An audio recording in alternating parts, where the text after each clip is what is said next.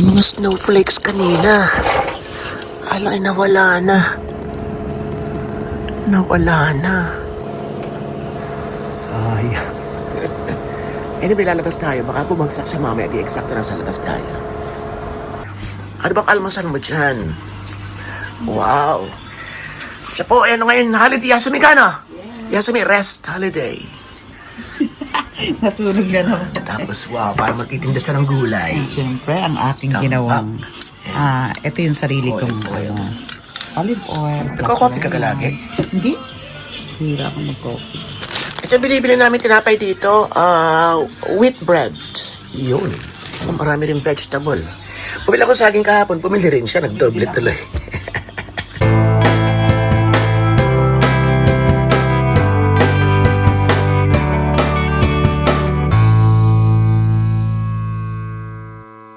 May pa skyflakes pa si Mayor. Pwede pa kaya, eh? Ano naman? Ano pa, Gare? Pero ito, binili sa Betty, bago pa umawi. At dumating pa lang. 2026 pa, April pa. Pwede pa nga. Ang laki ng strawberry. Ito yata binili ko pa noon yan, ah. Di, oy! Kahapon Di ba yung binili? Nakakaubos ako ng Ang laki, no? Yes, itadakimasu. Sa isang araw maghahanap tayo ng ng strawberry na white. Kasi yun nag-pinlag ko noon, nagmukbang ako noon. Nung kasi simula ko pala mga 2018. Kasi 2017 tayo nag-start, Yun.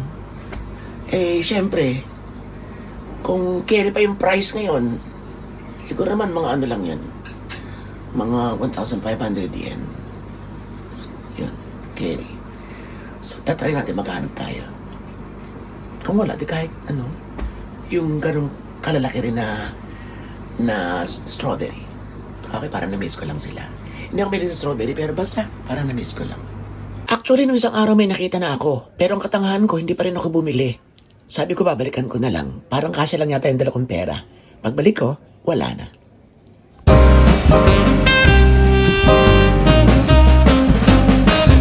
Mahilig magluluto at mag-eksperimento ng mga iba't ibang luto si kapatid at itong ilang mga eksena.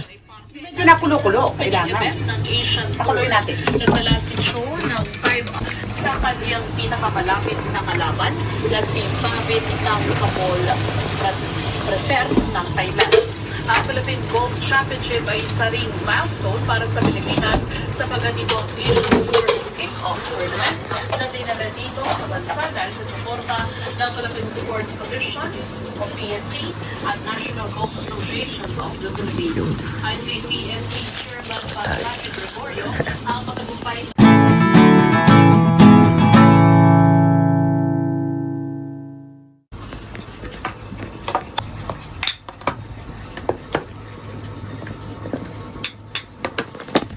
Nung isang araw, yung favorite na gelatin ko naman.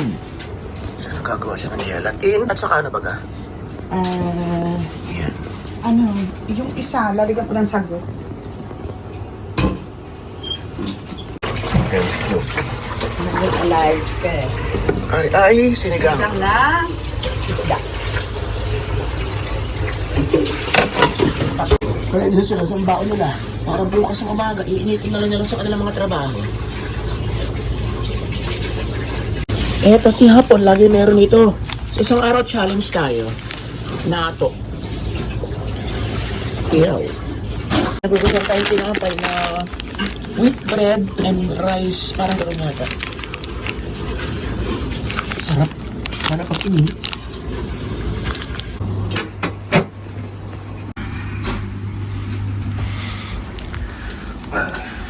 Ayan, tapos ay ayos-ayos na namin yung kanyang mga isda. Nagtititigan, pakakainin.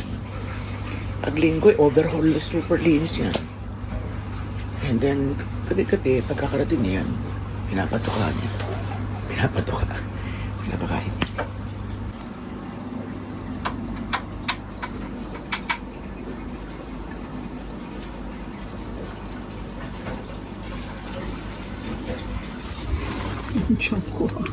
Ayan na. Ay, sa YouTube ko na sa YouTube ko nakuhan pala. Ayan. Yun. Ayan, kain. Tuloy. Kiday, ano ka kaya? Mga pagkain niya matataba. Ayan na. Tapos, ano pang lalahok din eh? Ayan. Yan, all-purpose din. Tapos meron pa na rin. Bigyan na sa kanila. Eto sa akin. Pure gelatin lang ako. Sarap. Favorite natin yung mga ganyan. Sayang walang yelo.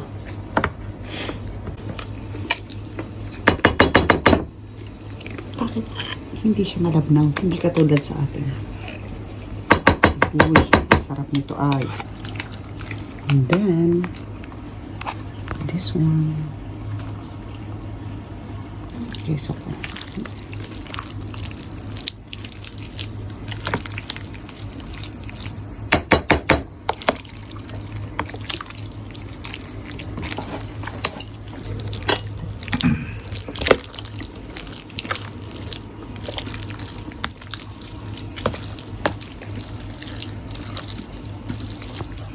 Tuloy ang kain niya po. Walang pakialam. wala siyang pakialam. Yup. Cover siya, cover. であっちがオスでほらあっちがでかいでしょここ Ah, pagka daw lalaki, メスはこれ yung dito sa may muka, Mamera ka. malapad. こっちがメスであっちがオス Ito yung girl.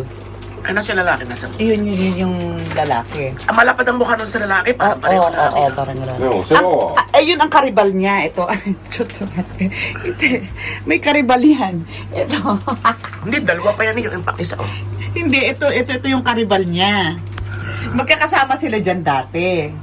Ngayon, ito, ginigirian siya, si Girl Lalu. Ah, kainihiwalay. Oo. Ang kaso, lagi niyang inaaway itech. So, pinaghiwalay niya. Silang dalawa nakabuo.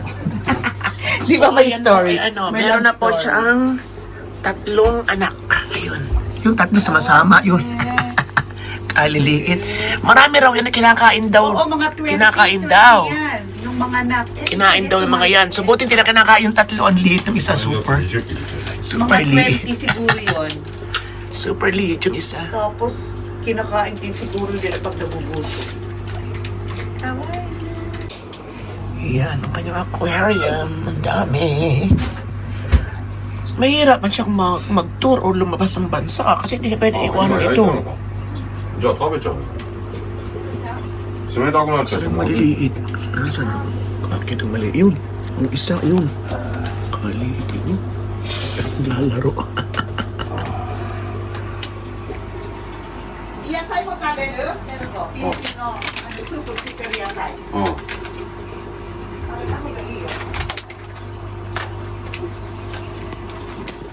Mga ilang beses din kami kumakain sa labas at ako itong isa sa mga mamimiss ko, ang music sa loob ng kotse ni Bayaw.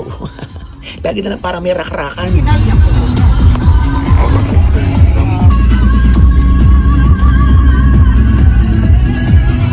あれそんなのしみてる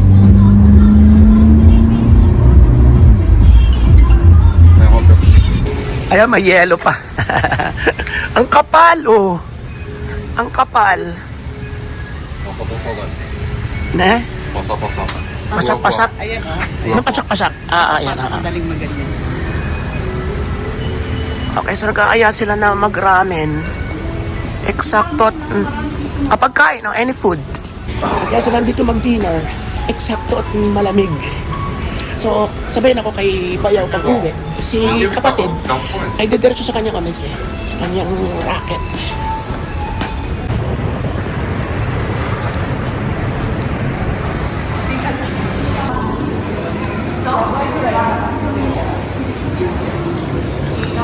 Ano?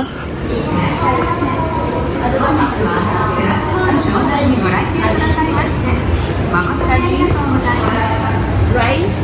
Kahit ano. Okay.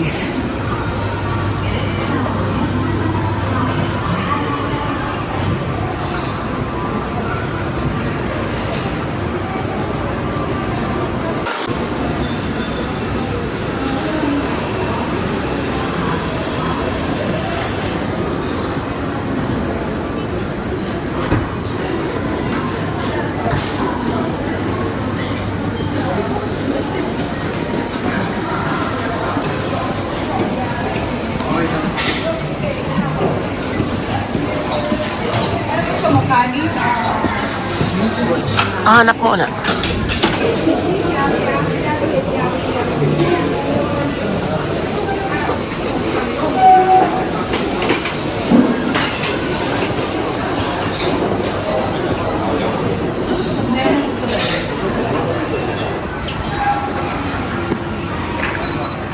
Charang.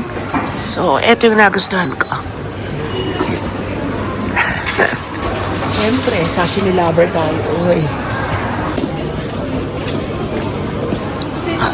Ito siya maas. こちらになります。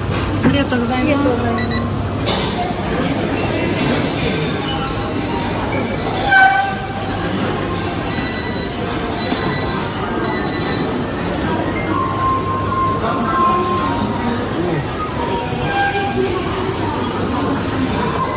Sarap! Ayan na sa kanila.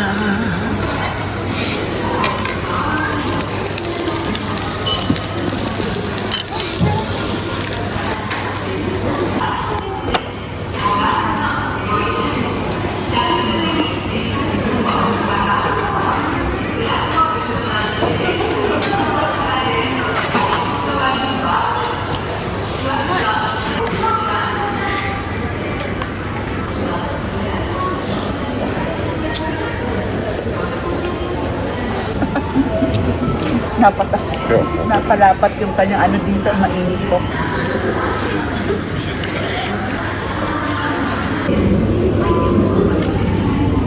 Wala. Nakasanay. Jimmy,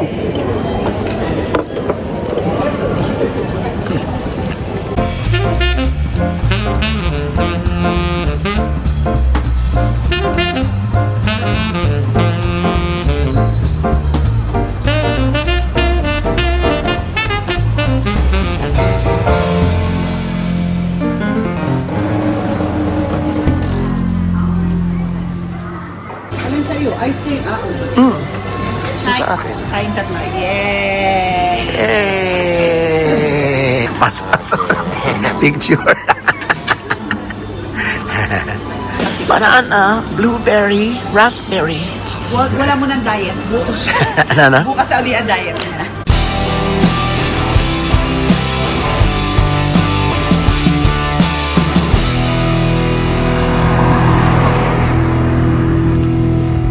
Punta tayo kay kapatid. Nalimutan niya yung kanyang lunch, yung kanyang baon. Yung ulam niya na dinuguan na binili natin sa Mekeni. So dadalhin natin sa kanya ngayon bago tayo dumiretso sa ating kembot. Okay. Yan ang kanyang opisina, Nichiyo International. At eto yung kanyang lunch na ibibigay natin sa kanya.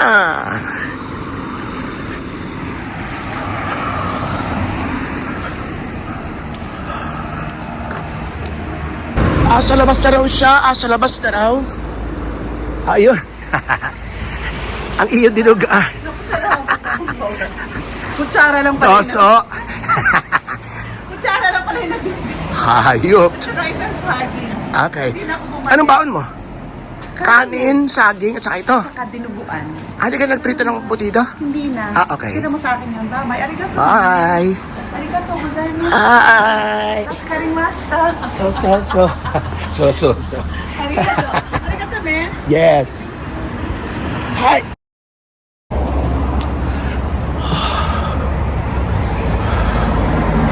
Diyos ko.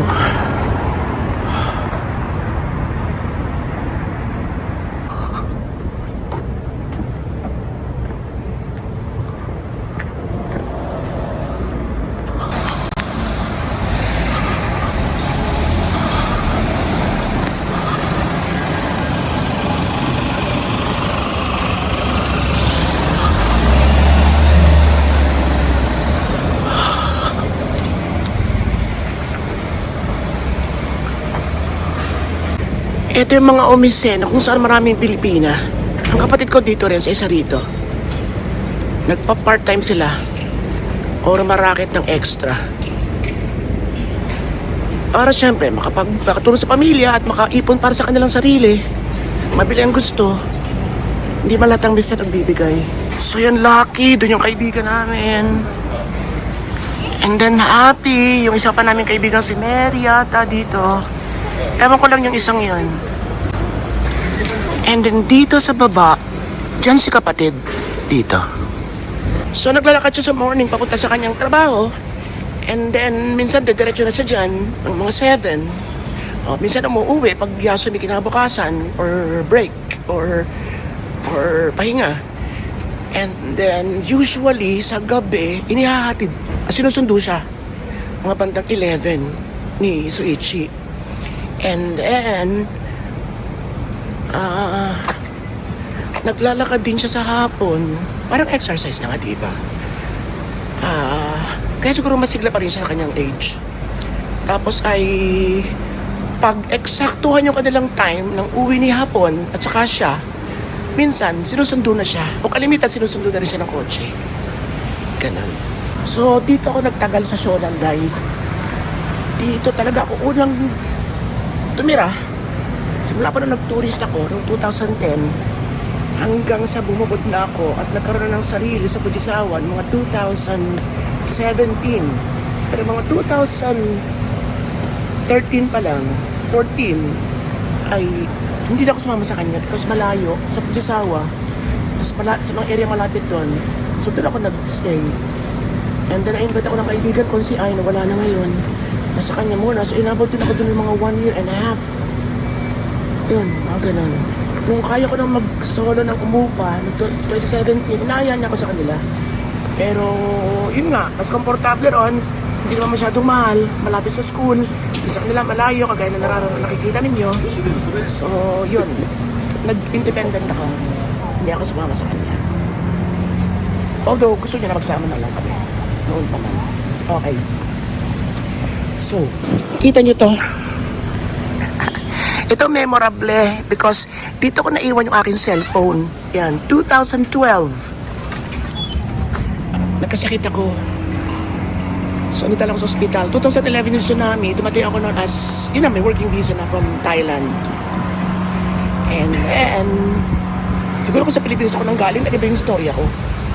Baka hindi ako nakabalik dito or something. Alam niyo naman sa atin mahigpit, diba? And then, 2012 magkasakit ako. So, bago ako magkasakit, tawag-tawag lang ako sa inay dito, sa phone booth.